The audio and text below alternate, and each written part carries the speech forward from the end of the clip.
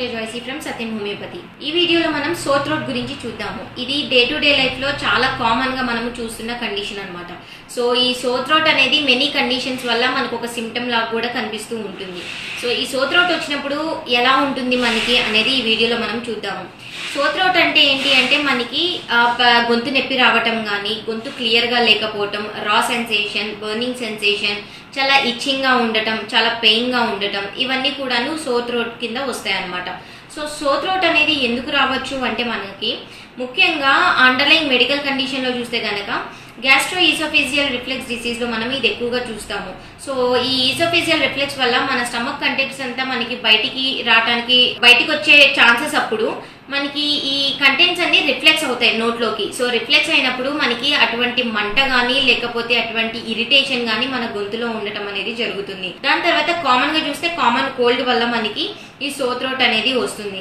తర్వాత ఏమైనా అలర్జీస్ వల్ల కానీ, ఏమైనా పొల్యూటెంట్స్ వల్ల కానీ, బయట కెమికల్స్ కి ఎక్స్పోజ్ అయినప్పుడు, స్మోక్ ని ఇన్హేల్ చేసినప్పుడు, లేకపోతే ఎటువంటి ఇరిటెంట్స్ ని మనం ఇన్హేల్ చేసినప్పుడు, పాలన్ కానివ్వండి, డస్ట్ కానివ్వండి, ఇలాంటి బ్యాక్టీరియల్ ఇన్ఫెక్షన్స్ వల్ల, లేకపోతే వైరల్ ఇన్ఫెక్షన్స్ వల్ల, లేకపోతే ఎటువంటి మెడిసిన్స్ వల్ల కానివ్వండి.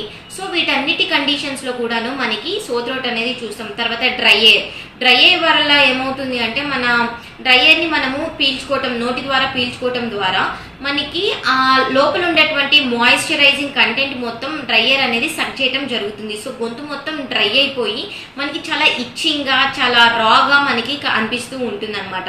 సో వీటన్నిటి కండిషన్స్ లో కూడాను మనము సోర్ థ్రోట్ ని మనము కామన్ గా చూస్తూ ఉంటాము. దాని తర్వాత సోర్ థ్రోట్ అనేది దేని బేస్ చేసుకొని డిపెండ్ అవుతుంది అంటే ఏ పార్ట్ అనేది మనకి ఎఫెక్ట్ అవుతుందో దాన్ని బట్టి మనం సోర్ థ్రోట్ ని టైప్స్ గా మనము డివైడ్ చేయడం జరుగుతుంది. సో మనకు గనక బిహైండ్ ద మౌత్ ఉన్నటువంటి ఫ్యారింగ్స్ గనక మనకి ఎఫెక్ట్ అయినట్లయితే, అది ఇన్ఫెక్షన్ జరిగి ఇన్ఫ్లమేషన్ జరిగినట్లయితే దాన్ని ఫ్యారింజైటిస్ కండిషన్ గా మనము చూస్తాము. లేకపోతే గనక టాన్సిల్స్, సోర్ థ్రోట్ వచ్చినప్పుడు మనకి టాన్సిల్స్ కూడా ఎఫెక్ట్ అవుతాయి. సో టాన్సిల్స్ ఎఫెక్ట్ అయినప్పుడు ఆ టిష్యూ అనేది, ఆ టాన్సిల్స్ అనేవి స్వాలెన్ అయిపోయి రెడ్డిష్ గా, వైట్ గా అవ్వటం అనేది జరుగుతుంది. దాన్ని టాన్సిలైటిస్ కండిషన్ గా మనము చూస్తాము. ఇది బ్యాక్ ఆఫ్ ద మౌత్ లో మనము ఈ టాన్సిలైటిస్ కండిషన్ ని మనము చూస్తూ ఉంటాం అనమాట.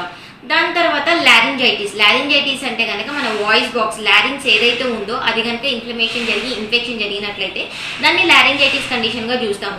సో వీటి యొక్క లక్షణాలు ఎలా ఉంటే మనకి గొంతు నొప్పి ఉండటం కానీ, మనము ఏమైనా తినేటప్పుడు కూడా చాలా డిఫికల్టీగా మనకి అనిపిస్తూ ఉంటుంది. So difficulty to eat or drink అనమాట. కొంతమంది ఫ్లూయిడ్స్ ని కూడా తీసుకోలేరు, భయంకరంగా పెయిన్ ఉండటం, తర్వాత ఏమన్నా గొంతులో ఉండిపోయింది అన్న సెన్సేషన్, అబ్స్ట్రక్షన్ సెన్సేషన్, లేకపోతే నాసియా ఉండటం, ఇన్ఫెక్షన్ వల్ల మనకి ఫీవర్ రావటం కానీ, చిల్స్ రావటం కానీ, లేకపోతే ఫుడ్ కూడా తినలేని పరిస్థితి. కొంతమందికి గొంతు పోతుంది, హోస్నెస్ ఆఫ్ ద వాయిస్ ఉంటుంది, వాయిస్ అనేది చాలా మందికి క్లియర్ గా రాదు, కొంతమంది కంప్లీట్ గా వాయిస్ అనేది లాస్ట్ అవ్వటం అనేది జరుగుతుంది. సో ఇటువంటి అన్ని లక్షణాలు కలిపి మనం సోర్ థ్రోట్ కింద మనము కన్సిడర్ చేస్తాము. సో వీటికి ఇది చాలా మైల్డ్ కండిషన్ అనమాట. సో వీటిని మనం మెడికేషన్స్ తో చాలా ఈజీగా క్యూర్ చేయొచ్చు. ఈవెన్ హోమియోపతిలో కూడా మనకి ఈ సోర్ థ్రోట్ కి చాలా మెడికేషన్స్ అనేవి ఉన్నాయి. సో మీరు కనుక సత్యం హోమియోపతిని విజిట్ అయినట్లయితే మీకు సోర్ థ్రోట్ కి మీకు లైన్ ఆఫ్ ట్రీట్మెంట్ ఎక్స్ప్లెయిన్ చేసి మీకు మెడికేషన్స్ ని మేము ప్రొవైడ్ చేయడం అనేది జరుగుతుంది. Thank you. మా వీడియో కనుక మీకు నచ్చినట్లయితే లైక్ చేయండి, షేర్ చేయండి. ఇలాంటి మరిన్ని వీడియోస్ కోసం మా ఛానల్ని సబ్స్క్రైబ్ చేసుకోవడం మాత్రం మర్చిపోకండి. Thank you for watching.